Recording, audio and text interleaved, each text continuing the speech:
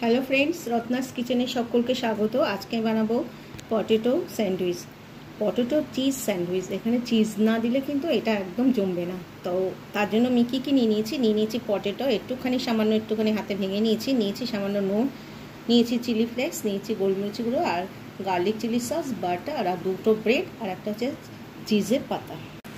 আলুটাকে ভালো করে আর একটুখানি মেখে নিচ্ছি। তার আগে দিয়ে দেবো একটুখানি গোলমরিচের গুঁড়ো। এখানে কিন্তু আপনারা চাইলে পেঁয়াজও এখানে অ্যাড করতে পারেন, তবে আমাদের বাড়ির লোক ঠিক পেঁয়াজটা এখানে পছন্দ করে না, সেই জন্য আমি এখানে অ্যাড করিনি। আপনারা চাইলে দিতে পারেন। আর দিয়ে দিচ্ছি চিলি ফ্লেক্স। ঝালটা আপনাদের স্বাদ অনুসারে দেবেন, কারণ বাচ্চারা খেলে একটুখানি অল্পই দিতে হবে।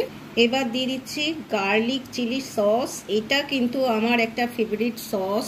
আমি যে কোনো এরকম ধরনের আইটেমের মধ্যে আমি কিন্তু এটা দিয়ে থাকি। আপনারা চাইলে একবার ট্রাই করতে পারেন, ভীষণ ভালো হয়। তো সব ভালো করে মেখে নিচ্ছি। আলু মাখাটা আমি সাইডে রেখে দিয়েছি। আর এবার ব্রেডের মধ্যে দিয়ে দিচ্ছি সামান্য বাটার।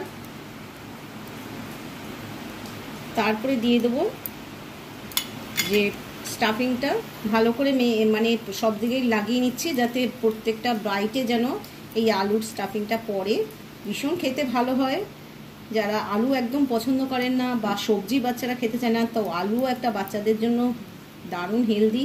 বড়দের জন্য বলবো না, বড়রা আলুটা অ্যাভয়েড করলেই ভালো হয়। তো আমি সব জায়গায় এটাকে সুন্দর করে লাগিয়ে নিলাম। এবার এটাকে লাগিয়ে দিচ্ছি। চিজের পাতাটা দিয়ে দিয়েছি। এবার একটুখানি গোলমরিচ দিয়ে দিচ্ছি, যাতে খেতে একটু বেশি ভালো লাগে। সবসময় আমরা টেস্টের উপর, যে বাচ্চাদের বা বড়দের বা যাদেরকে আমি দিই না কেন খাবার, সবসময় মনে হবে যেন তারা খেলে ওয়াও বলে। তো এটা দেওয়া হয়ে গেছে। উপর দিয়ে আর একটুখানি বাটার লাগিয়ে দিচ্ছি।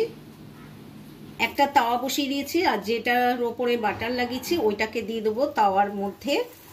দিয়ে একটুখানি আঁচটাকে মিডিয়াম টু লোতে রেখে এটাকে একটুখানি টোস্ট মানে সেঁকে নেবো। ওপর দিয়ে আবার একটু বাটার লাগিয়ে দিয়েছি, আর যেটা একদম প্রথমে দিয়েছি ওটাকে উল্টিয়ে দেবো। এটা ওপরটা ভীষণ সুন্দর করে মানে কালার এসে গেছে, এইরকমই রাখতে হবে। আর নিচেরটা হয়ে গেলে তারপরে আমি নামিয়ে পরিবেশন করছি। প্লেটে সার্ভ করেছি। তার আগে আমি এটাকে কেটে নিয়েছি আর কতটা সুন্দর লাগছে দেখতে। অবশ্যই আপনারা এইভাবে ট্রাই করবেন। ভালো লাগলে রেসিপিটাকে লাইক দেবেন, শেয়ার করবেন বন্ধুবান্ধব আত্মীয় স্বজনের সঙ্গে। এইরকম ব্রেকফাস্ট রেসিপি পেতে অবশ্যই রত্নাস কিচেনের সঙ্গে থাকুন। আর যারা সাবস্ক্রাইব করছেন না, প্লিজ সাবস্ক্রাইব করে পাশে থাকবেন। বাই।